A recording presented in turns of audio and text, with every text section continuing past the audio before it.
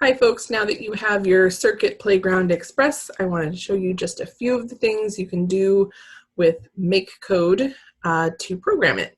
So I have gone to makecode.adafruit.com and that is linked on your Canvas page. I'm going to go down to New Project.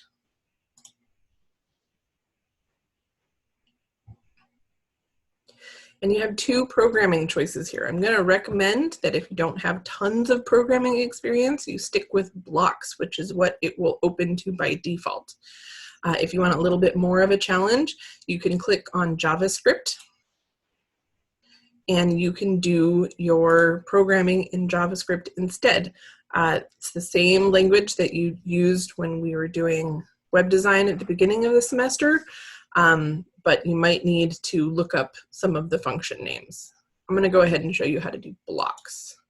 This should be very similar to what we did with code.org and a little similar to how we did our programming with our robots. So the block that is open by default is this forever block. And so anything you put in here will just happen over and over and over and over again. So let's see what sorts of things we could put in there. Maybe we will put in the show animation. There's even a few different ones you can choose from. Let's try the color wipe.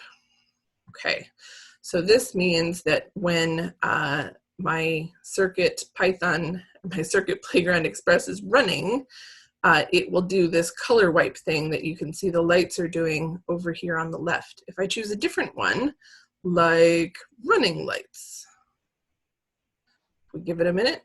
Here we go. That one's not super exciting. Let's see, comet. Ooh, I like comet. That's pretty. So this should look very much like the device that you have, and you can make it bigger by hitting this launch in full screen button so that you can see nice and big what should be happening. And you can interact with it in a couple of different ways as well. Your real live device has a bunch of sensors built into it, and they're one great way to go about programming it. I'll tell you about those sensors a little later. But here, it will also let you interact with those sensors. For example, here's a button. You can simulate the, let's see, I think there's a way to do the shake as well. Oh, here's the switch. Okay.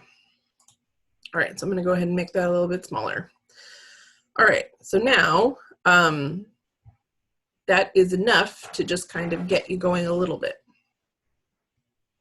Can go ahead and try looking at all the different options to play with as far as what you can do and how you can make this cool device work for you.